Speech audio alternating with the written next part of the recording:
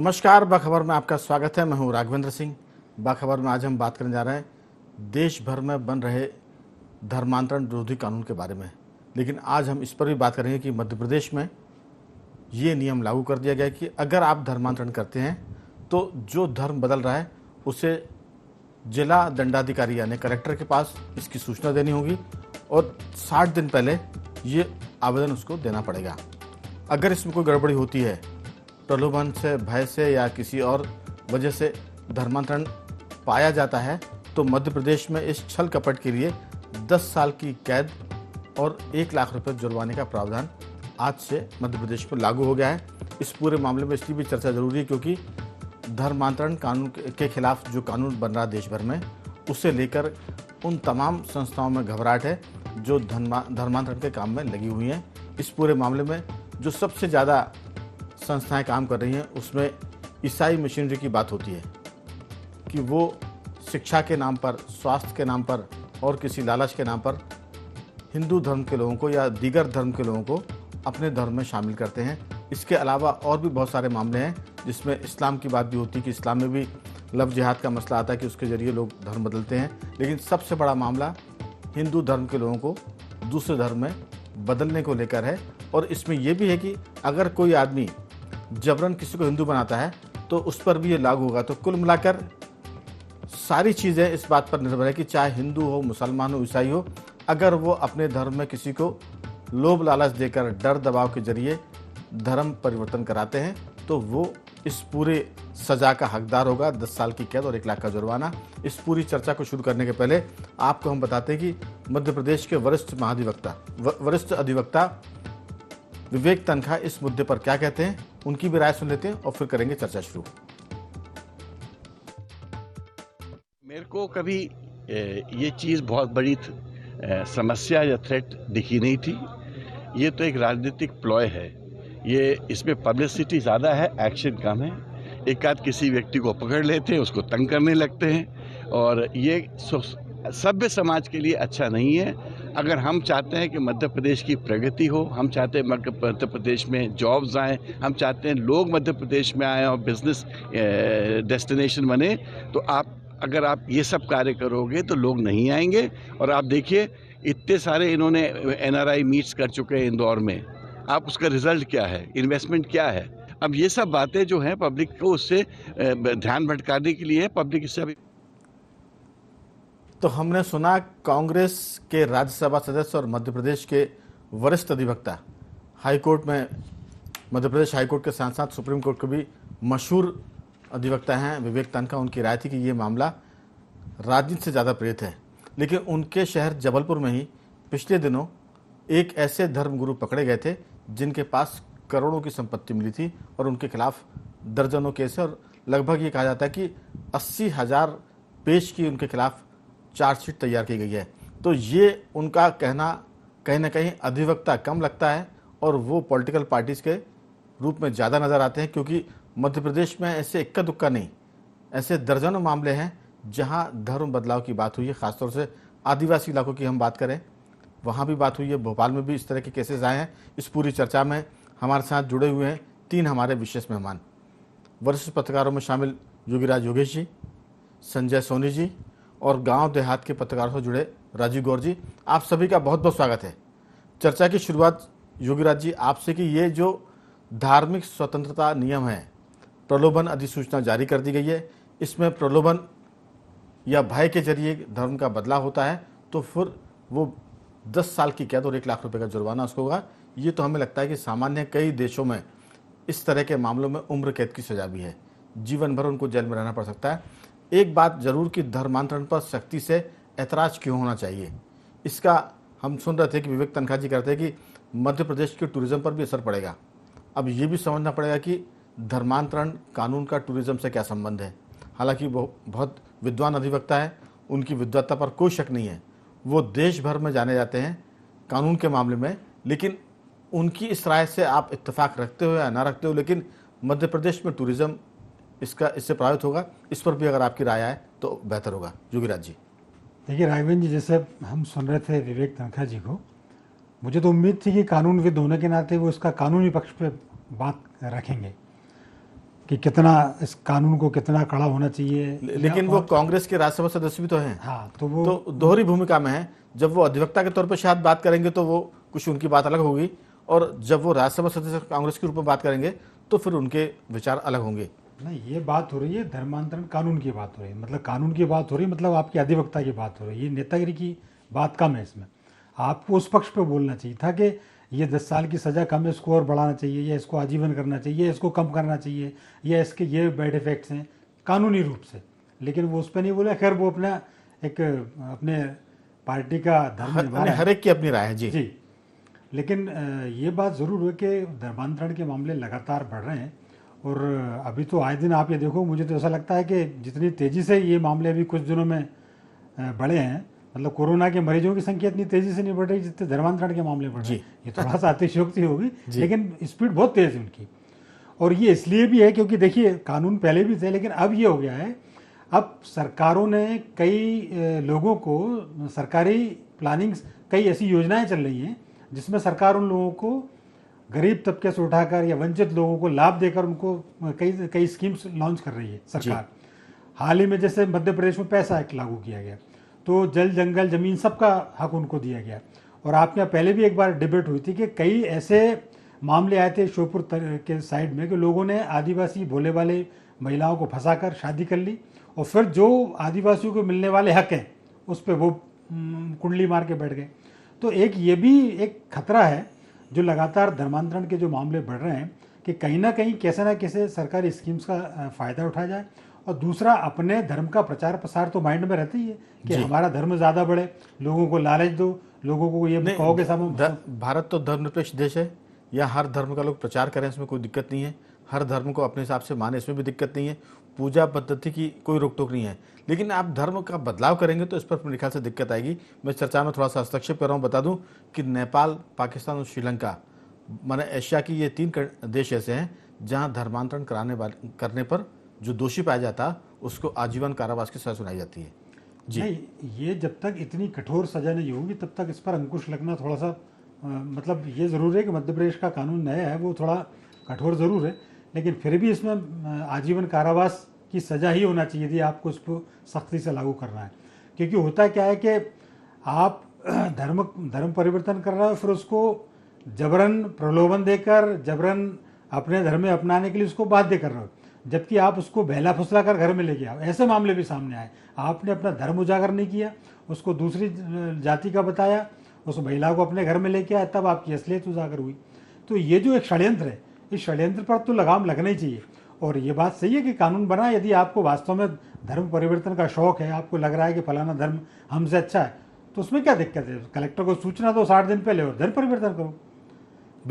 पर जबरदस्ती करना, इसके पीछे कई मतलब कंट्रीज लगे, कई मतलब व्यापक रूप से एक षड्यंत्र रचा जा रहा है कि कैसे लोगों को फंसाया जाए। योगीराज जी, दरअसल ये भी कहा जाता है कि धर्मांतरण जो है वो राष्ट्रांतरण की एक प्रक्रिया का हिस्सा है।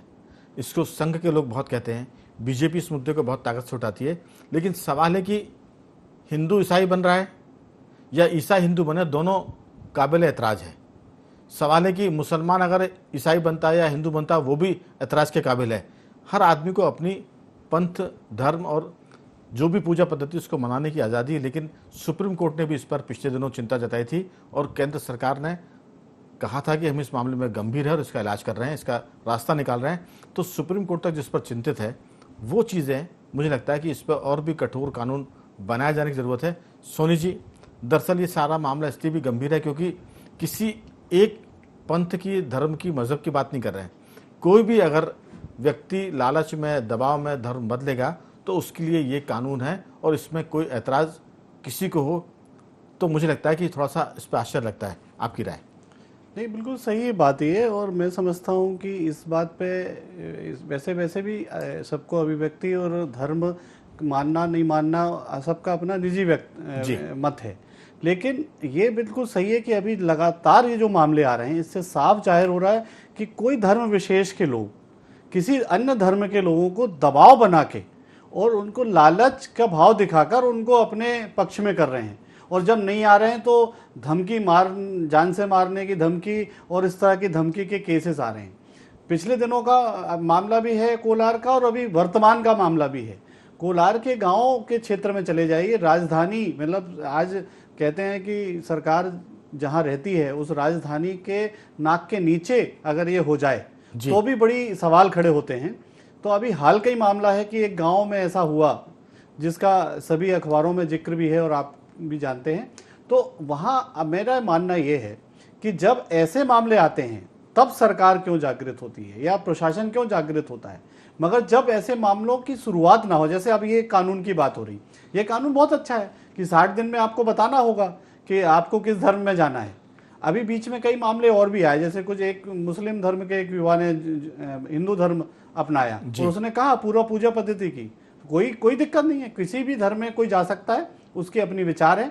लेकिन दबाव के जो रास्ते हैं वो रास्ते, आपने भी ये बात उठाई कि मिशनरीज में ज़्यादा हो रहा है, मुस्लिम में भी हो रहा, मगर मिशनरीज में इसलिए ज़्यादा क्योंकि उनके पास सॉफ्ट एंगल है, सॉफ्ट टारगेट और सॉफ्ट एंगल।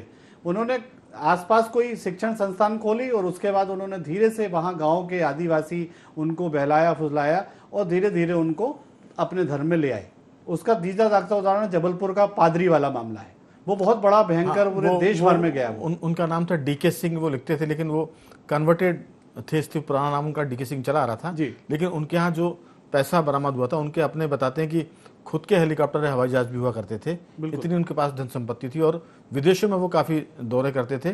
तो सीधी सी बात है कि इस पूरे मामले में गंभीरता से मध्य प्रदेश में भी काम करने की जरूरत है। मैं आपकी चीज़ में बात में एक चीज़ जोड़ना चाह रहा हूँ कि देश भर में 9 ऐसे राज्य हैं, उसमें उड़ीसा है, कर्नाटक है, झारखंड है, गुजरात है, छत्तीसगढ़ है और हरियाणा है, जहाँ पर ये धर्मांतरण विरोधी कानून लागू कर दिया गया। बिल्कुल जी। तो दमोह का मामला, पादरी वाला, ऐसे कितने मामले अपन उठा के देखें तो आप किसी की, कोई धर्म किसी की मदद कर सकता है, उसको जीवन दे सकता है, उसको कपड़े दे सकता है, उसको उसके जीवन यापन के लिए सारी मदद कर सकता है, किसी को कोई रोक टोक नहीं है, मगर आप उसको धर्म में परिवर्तित कर दो, ये कहाँ का तरीका, वो भी दबाव से।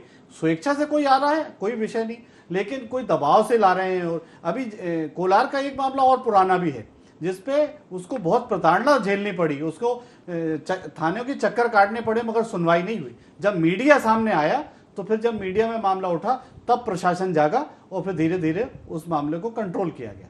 तो ऐसे बहुत सारे मामले हैं। मुझे लगता है कि 60 दिन भी मतलब एक समय है तो भी ठीक है, इतना समय पर्याप्त है कि अगर डीएम को आप बताते हैं और वो सारे फाइंडिंग्स उसको अगर देखता है कि कहीं कोई दबाव नहीं है, कहीं कोई प्रेशर नहीं है, कोई लालच नहीं है, तो स्वेच्छा से जाइए, कोई विषय नहीं। बिल्कुल, तो मुझे लगता है ये बेहतर है। बिल्कुल राजीव जी, दरअसल ये तो शहरों की बात हुई। एक ऐसा मसला भी था कि जब किसी स्कूल में कोई एक महिला काम करती थी, वो लाइब्रेरियन थी, उसको नौकरी से हटाया जाता है। क्रिश्चियन स्कूल था, मिशनरी का स्कूल था, जब वो हटा दी जाती है तो बाद में उसको वापस नौकरी में रखने के लिए भी धर्मांतरण की बात होती है। इस पूरे मामले में एक नन के खिलाफ भी मुकदमा दर्ज हुआ था, बड़े हाई कोर्ट और सुप्रीम कोर्ट में उस पर चला केस, उस पर जमात की खारिज करने की अर्जी लगी थी, जिसे कोर्ट ने स्वीकार कर दिया गया। तो ये बड़े मामले हैं जो सुप्रीम कोर्ट तक गए, सुप्रीम कोर्ट ने इस पर संज्ञान लिया, गंभीरता जताई, चिंता जताई और बाकायदा केंद्र सरकार ने इसमें हलफनामा पेश किया। तो ये मामला सिर्फ मध्य प्रदेश का नहीं है, पूरे देश का है। आपके हिसाब से जो गांव देहात के इलाके हैं, जो आदिवासी इलाके हैं, जो ग्रामीण क्षेत्र है, वहां किस तरह की रिपोर्ट है इस पूरे मामले में? राघवन जी, सबसे पहली चीज तो मैं ये कहता हूँ मध्य प्रदेश भारत विविधताओं भरा प्रदेश है। आपकी आवाज कम आ रही है। कहीं ना कहीं अब आ रही है जी। कहीं ना कहीं मध्य प्रदेश और भारत एक विविधताओं भरा देश है। यहाँ सभी को अपनी आजादी की स्वतंत्रता भी है, हमारे संविधान ने दी हुई है, लेकिन हम लोग अपनी संस्कृति को भी भूलते हैं कहीं ना कहीं। और संस्कृति, चूंकि भारतीय संस्कृति हिंदू संस्कृति नहीं है, एक सनातन संस्कृति है जिसके अंदर सभी धर्म समाहित हैं। तो कहीं ना कहीं हमारे संविधान में एक ऐसी कमी रही है कि जहां हम एक वर्ग विशेष को ऑबलाइज करते हैं लेकिन दूसरे वर्ग विशेष को हम ऑबलाइज नहीं कर पाते और उनको कहीं ना कहीं एक छूट प्रदान हो जाती है, जिसका एक परिणाम होता है कि वो अपने एक विशेष धर्म के लिए अपने आप को ऑबलाइज करते हैं और ये सारी विसंगतियां वहां से शुरू होती हैं। ये एक गंभीर विषय है, हालांकि डिबेट का विषय नहीं है। तो कहीं ना कहीं संविधान में भी हमें जरूरत है हालांकि ये 60 दिन वाला जो मामला अभी संज्ञान में आया है, तो निश्चित तौर पर कहीं ना कहीं इसके अच्छे परिणाम। राजू जी, लेकिन जो आपका क्षेत्र है, जो आपके इलाके हैं, वहाँ किस तरह से कोई शिकायत है कि आदिवासियों के बीच में इस तरह की संस्थाएं काम करती है और उनको धर्म बदलने की बात होती है, या वो धर्म बदले इसके लिए उनको प्रेरित किया जाता है? हाँ, बीच में ऐसी शिकायतें आई थी, लेकिन राजनीतिक कारणों से या समाज के जागरूकता के कारणों से वो सब चीजें अब यहाँ नहीं। तो कुल मिलाकर हम कह सकते हैं कि गांव देहात, जो होशंगाबाद का इलाका है, बुधनी का इलाका, सीहोर का इलाका, वहाँ भी धर्म बदलने के लिए जो ईसाई मशीनरीज हैं वो काम कर रही हैं। उस तरह की शिकायतें भी आई, लेकिन लोगों की जागृति से, सजगता से वो मामले सुलझ गए या रुक गए। तो योगीराज जी, दरअसल ये मामला गांव देहात में, मैं अपना एक किस्सा बताता हूँ। मैं उड़ीसा गया था, वहाँ जो हम टैक्सी में सफ़र कर रहे थे, तो ड्राइवर ने कहा कि जो सड़क के किनारे के आपको कस्बे दिख रहे हैं, गांव दिख रहे हैं, अगर आप अंदर जाएंगे तो वहाँ भले ही मंदिर मस्जिद ना हो, लेकिन आपको चर्च मिल जाएंगे, गिरजाघर मिल जाएंगे।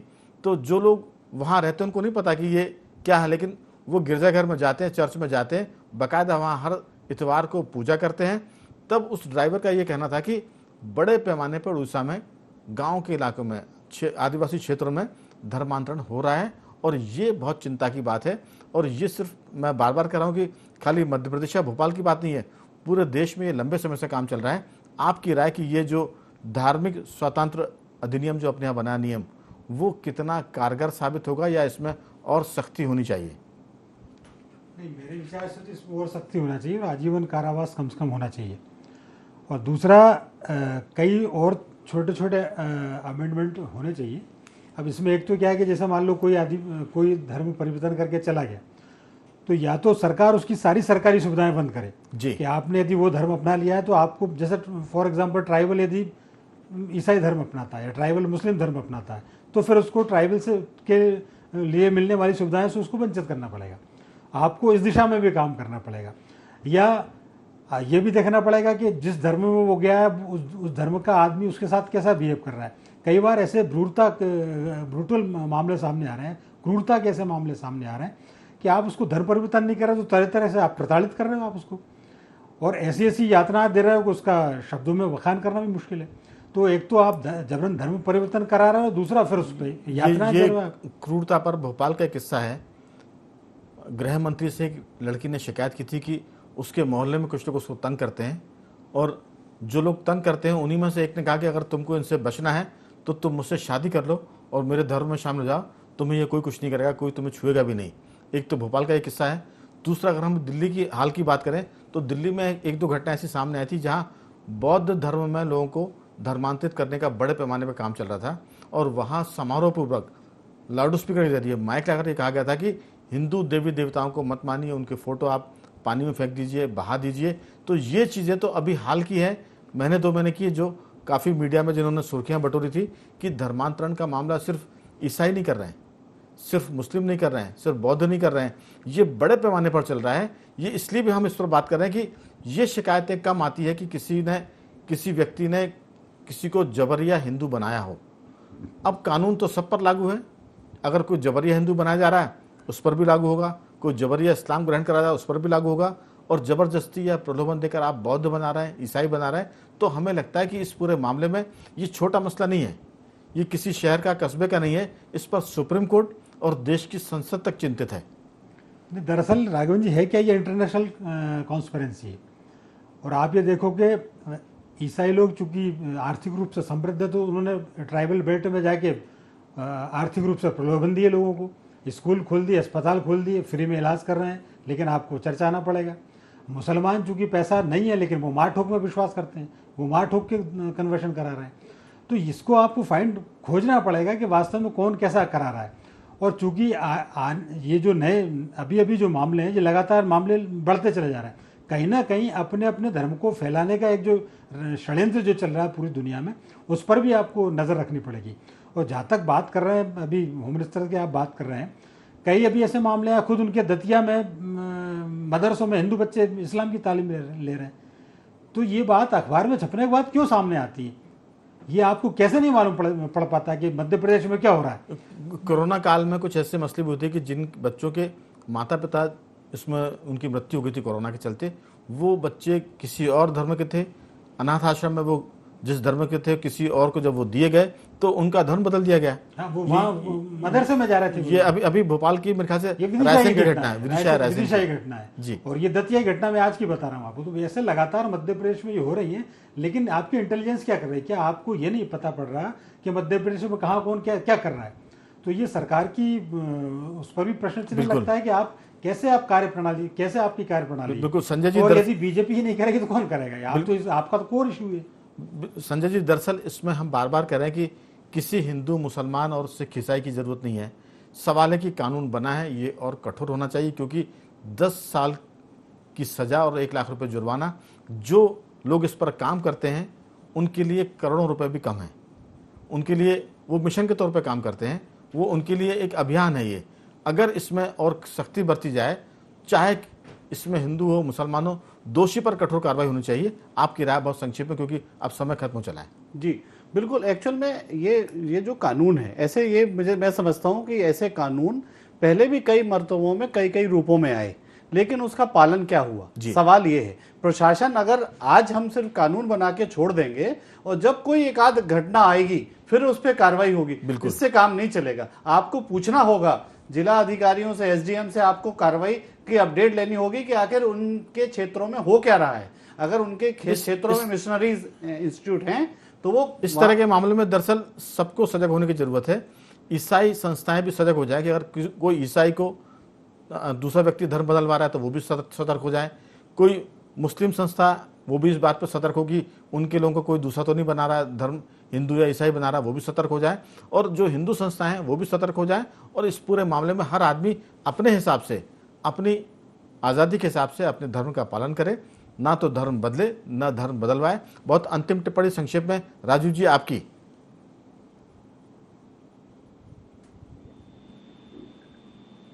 कि समाज को जागरूक होना अति आवश्यक है जी। कुछ मामले ऐसे नर्मदापुरम और सीहोर जिले में भी आए थे। समाज के लोगों की जागरूकता के वजह से वो मामले वहीं समाप्त हो गए और जो मिशनरियां, जो लोग वहां काम कर रहे थे, आज वो पलायन करने पर मजबूर भी हो गए। बिल्कुल। तो निश्चित तौर पर जो भी तो हमें मुझे लगता है कि ये पूरी चर्चा का सार ये है कि इस तरह के कानून का स्वागत करने की जरूरत है और इसमें और कठोरता लाने की जरूरत है। हर धर्म और वर्ग और संप्रदाय के लोग सतर्क हो जाएं, सजग हो जाएं। ना तो वो किसी को जबरदस्ती अपने धर्म में लेकर आए और ना किसी अपने व्यक्ति को जबरदस्ती दूसरे धर्म में जाने दे। अगर कहीं ऐसी कोई घटना होती तो वो कलेक्टर को, प्रशासन को सूचित करें, ताकि इस तरह के गैर कानूनी काम को रोका जा सके। क्योंकि देश में धर्मांतरण के नाते एक साजिश चल रही है कि धर्मांतरण के जरिए देश का राष्ट्रांतरण भी हो। जहां जहां धर्म को बदलने की ज़्यादा बातें होती है वहां राष्ट्रवाद खतरे में होता है, ऐसा कई लोगों का मानना है। हम उम्मीद करते हैं कि मध्य प्रदेश में सरकार इस कानून का सख्ती से पालन करेगी और लोग भी सजग होकर इस कानून का लाभ लेंगे और धर्म बदलने से लोगों को रोकेंगे।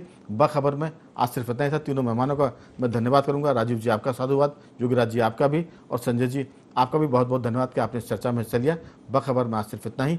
अब अगली मुलाकात हमारी सोमवार को होगी, क्योंकि शनिवार इतवार बखबर के लिए एक तरह से अवकाश का दिन है। तो सोमवार के दिन किसी नए विषय पर बात करेंगे। तब तक बने रहिए हमारे साथ और देखते रहिए IND24।